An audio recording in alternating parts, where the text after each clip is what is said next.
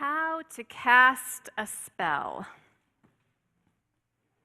You begin by lighting a candle. A flame is a small gathering together of the powers of the universe, the transformation of potential into energy.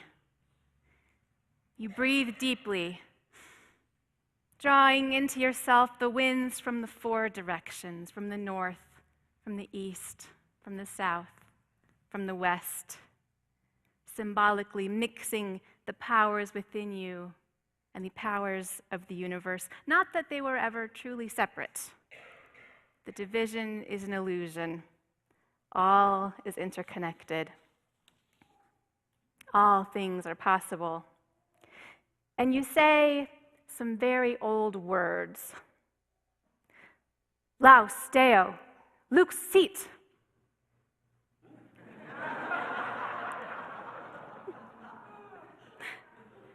Well, anyway, that would be one way to do it. Words are powerful. Maybe they can't raise the dead or even the blind, really, but they are powerful. Some words are so powerful that we categorize them as dangerous or bad words. Swear words. Some are so bad that I was raised to believe, and I still feel strongly, that they are unspeakable. The N-word falls into that category. Too much negative power. Better to just leave it alone, even if you're only kidding around. But other bad words are pretty popular, like the mother of all swear words, the one that is the reason we call swear words four-letter words, even if they're longer. Do you know what it is? Don't say it. We're in church. I'm talking about the F word. It has a lot of power, doesn't it? Anybody here have firsthand experience of the power of that word? Yeah, few hands. You know, if somebody has used it within your earshot and you got offended, that's also experiencing that word's power. That's firsthand experience. You'll never hear me say it. Not here.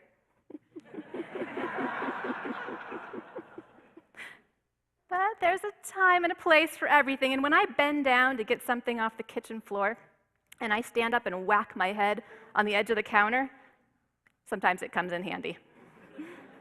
Sometimes you want a good, bad word. Now, I never hit my head on higher things like door frames or ceiling fans.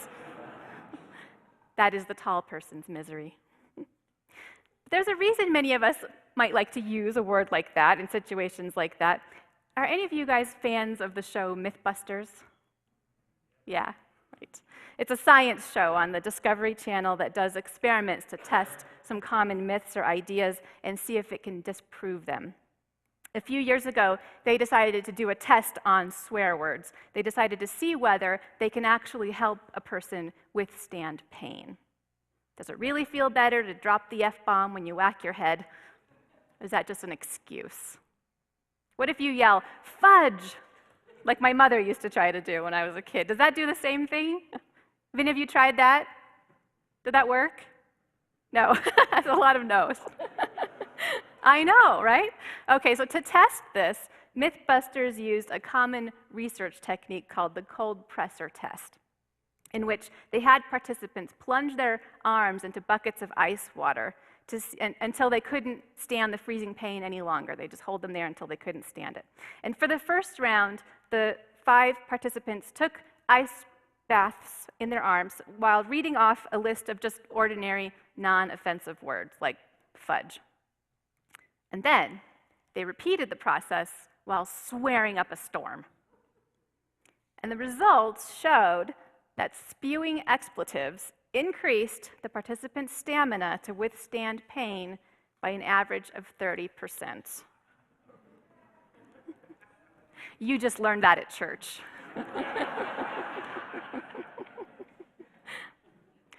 Now, it can also have unhelpful consequences, right? I read an essay by somebody who had hiked to the top of a tall mountain only to find that F word carved right into the rock at the summit.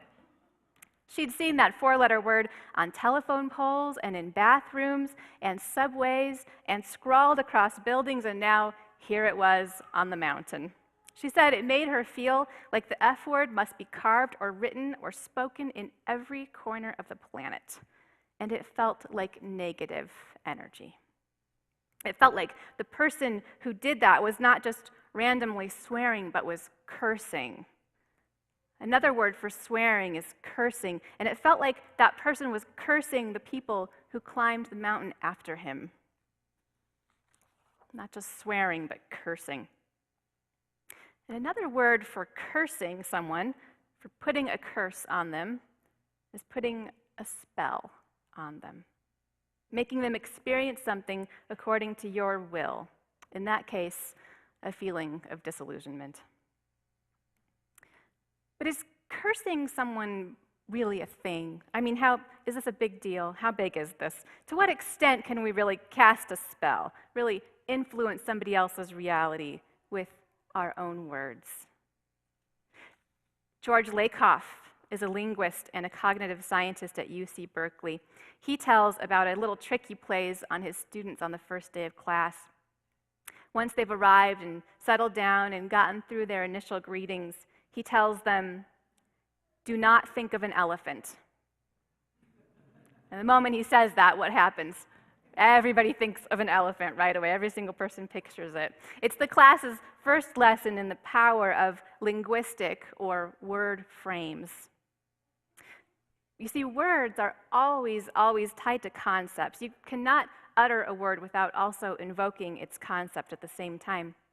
And when we weave words together, we create linguistic frames.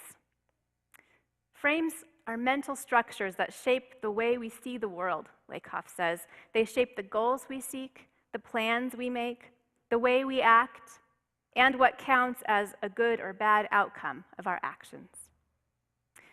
You can see linguistic frames at work in the way politicians choose their words to describe what they are doing. For example, when we speak of a war on drugs or getting tough on crime, those frames shape the way we approach the issues and how we assess the outcome. Those frames lead to heavy policing and long or multiple prison sentences. Under the frames of war and getting tough, high incarceration rates look more or less like success, because under those frames, it sounds as though the side with the most prisoners is winning. If we had a different frame, we would assess it differently. Imagine if instead of waging a war on drugs, we had launched a campaign for the cure for addiction. Or if instead of being tough on crime, we set out to reduce recidivism. That's when people go back to prison multiple times. Right now, more than 40% of people who are released from American prisons end up incarcerated again. But because reincarcerating counts as getting tough, it's acceptable. We would measure our success differently if we had a different frame. Changing our linguistic frames changes everything. And Lakoff points out, because language activates frames, new language is required for new frames. So new words, you can't just reuse the old ones. And that's why a negative frame can be just as powerful as a positive one, like when Lakoff tells his students not to think of an elephant. And they do right away. He also gives a real-life example of Richard Nixon, whose words worked against him when he said, "I am not a crook," right? As soon as he said that, it activated the crook frame in the minds of the American public, and that's how he's remembered. He might have gone back to one of his campaign slogans instead. The I in Nixon stands for integrity.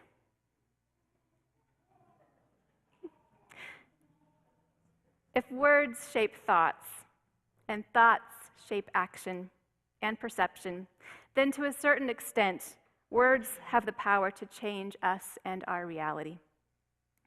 This makes sense, right? It's something that's easily observable. Words have the power to change us and our reality. That is what the ancient idea of casting spells is about. And it is ancient. Last weekend, I was in New York City, and I visited the Metropolitan Museum of Art, where I had the chance to walk inside a nearly 5,000-year-old tomb. It was called the Mastaba Tomb of Perneb.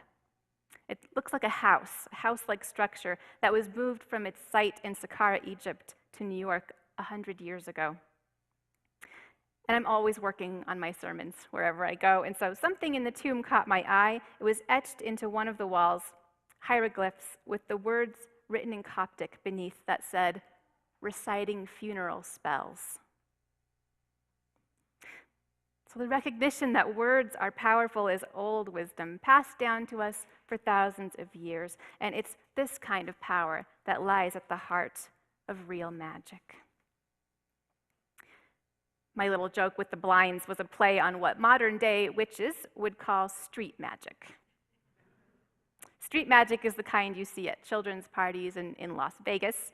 It depends on an illusion. It depends on what you don't see. It's meant to delight us. And I'm a fan. Actually, not long ago, I was on an airplane, and I had that conversation that ministers are kind of jumpy about, the one where the person next to you asks what you do for a living. And this time, the guy next to me thought it was really great that I was a minister. I think his sister-in-law was, too, or something. And we got to chatting, and I told him about some of the justice projects we have going on at this church. But then when I returned the question, he looked a little embarrassed. And he said, "Well, I'm a magician. I'm on my way to a magician's conference. It isn't saving the world." I said, "You have got to be kidding me. This world is so sad sometimes. It's so hard on the soul. We absolutely need magic." And that kind of magic is one of those things that seems to be able to cross otherwise impossible cultural borders. It's a universal language. I told him about a guy I went to graduate school with who leads a traveling children's circus in Afghanistan. He is definitely saving the world. So I think street magic is all right, but if you ask a modern pagan, a modern-day witch, she will tell you that real magic is something else. While street magic is the art of surprising, entertaining, and delighting, real magic is the art of getting results. And not supernatural results, like objects mysteriously moving, but real-world results, the kind really that were always possible, even if you could not perceive it. Here's an example you might have heard me share once before. It comes to us from Margot Adler, who, in addition to being a reporter on NPR, also happens to be a pagan priestess, and who wrote a book about modern-day paganism. During her research for the book, she visited a farm run by pagans where she saw a good example of magic and of how ordinary or subtle an effective spell can be. Each year, she says, the creek that passes through the farm's property would gradually dry up, and it would become bone dry by September, and all of the fish in it would die. This was the natural cycle of the creek. The day she visited, the water was dwindling, and the farmers decided to try to gather up the fish while they were still there and add them to the compost that would nourish the farm. They would expedite the inevitable to the farm's advantage. So Adler and others went down to the river with their buckets, and they tried to scoop up the slippery, still swimming fish. But it was really hard. The fish kept getting away. And soon they wore themselves out, and they had only caught a few. So they went back up to the house to let the head farmer know that the task was impossible. After listening, he asked them to come back down by the water with him. In the truck along the way, Adler says the farmer muttered something about magic, the only time she heard that phrase during her whole visit. And then he started describing the way bears get fish. And as they approached the bank again, he asked the people in the truck to visualize themselves as hungry bears. In that mood, Adler writes, they waded in once more, waist high in the water, and began slapping their hands together upon the fish and throwing them over their heads, like bears, tossing them onto the beach. Soon, they had their truckload. His words had changed their way of seeing the situation, which changed their behavior, which changed their results. In history, we demonized witches and their spells, and we persecuted the witches. And then we made a caricature out of it all with black pointy hats and cauldrons. We'll play up those images on Halloween, and it's all in good fun now. But the demonization and the caricaturization did not come out of the blue. They are a testament to the threat those old practices posed, especially against the new religion, Christianity, because they challenged it with their different, powerful frames. Today, modern witches who are earth-centered pagans, just as the old ones were, have revived some of the old practices, and they've created many new ones. The environmental activist and pagan priestess Starhawk defines spells in a way that sounds strikingly similar to Lakoff's frames. A spell, she says, is a story we tell ourselves that shapes our emotional and psychic world. She gives the example of the media and government story after 9/11 about the wars in Iraq and Afghanistan. The story then was that those wars were righteous wars against evil. The story was so pervasive that most people assumed it was a reality. As a nation, we did not imagine other courses of action, although other courses were possible. It was a kind of spell, she says. But she says a counter spell is simple. Tell a different story. You can see how this technique gets volleyed in politics, including this week with the government shutdown stories. Grassroots organizations can change the nations or their own linguistic frames, too, to get the results they hope for. And the same kind of thing is effective in more immediate circumstances, like the story with the fish, or with personal issues. But what kinds of words make the best linguistic frames, or stories, or spells? The specific words we choose are important. Not just any old words will do. Our country didn't work to stop the bad guys. It waged a war against evil, right? And that cast a very powerful spell, you could say. The poet Elizabeth Alexander talks about words that shimmer, words that somehow have some power within themselves. They get your attention. They stick in your mind. Righteous and evil are like that. But so are restore and reconcile, unite and repair. There are silly, shimmery words, too. Alexander gives the examples of bamboozled and hoodwinked, the kinds of words that when children hear them, they want to hear them again right away. So some words have some power within them. And on the other hand, another kind of power comes from the speaker. In the journal Parabola, William Segal describes this. He says, we all know that the same idea in the same words expressed by different people can have a different impact. It seems that the most important influence behind language is an invisible energy. A word or a sentence, when spoken with attention, is charged with a special energy. Where I put my attention, he says, there follows a flow of force. Where there's an inner presence accompanying what is expressed, power is added to what is spoken. So energy comes from the words, and it comes from the speaker. It must have been the combination of those things that caught the ear of another poet, Marie Howe, when her daughter came home from middle school one day with a new rhyme. The rhyme went like this. Don't make me snap my fingers in a Z formation. Exclamation, talk to the hand, flip to the wrist. Ooh, girl, you just got dissed. Could you use that? Howe recognized it immediately. She said, that's a counterspell. It's a counterspell against a mean girl. Something to flip that negative energy back to its source. My daughter already knew that rhyme. That's a thing. Have you ever been under the spell of a mean person? Maybe when you were a kid, other kids said you were weird or not cool, and you believed them. Maybe it's only now, 20 or 40 or 60 years later, that it's finally dawning on you that being weird is cool, and that you aren't interested in impressing mean people. Maybe there was an adult who called you fat or clumsy, and you still feel like you're tripping over yourself all the time. Or they called you ugly, and your inner beauty shrank away in self-defense. It isn't too late to shine. Or they called you slow, and you let your own potential start to leave you behind. Not too late to catch up.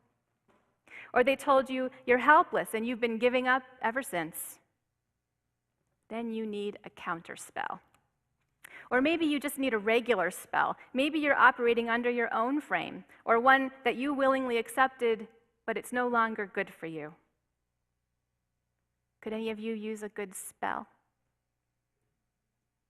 Okay, here's how to cast a simple spell for yourself. One way out of many. You can light a candle if you want, but you don't have to. All that you need lies within you. You should take a cleansing breath and breathe mindfully, because you'll need to focus your attention. Visualize what you want to happen, the true thing that is waiting to be made real. Make it meaningful.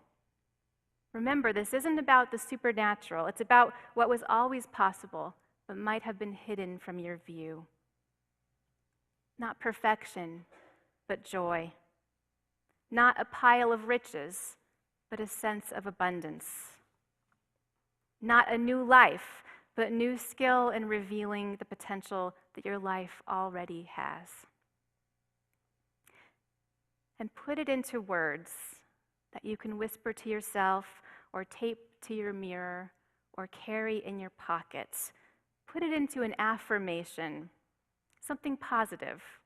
Remember the power of a negative frame. Instead of, I am not weird, try, I am authentic. If you've been feeling trapped, replace that with, I am finding my way. If you feel bad about yourself, try, beauty shines from within me, and others are uplifted.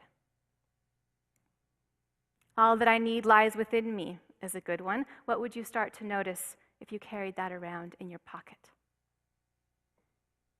My path leads to my full potential is another. A good one for when obstacles seem to be derailing your plan.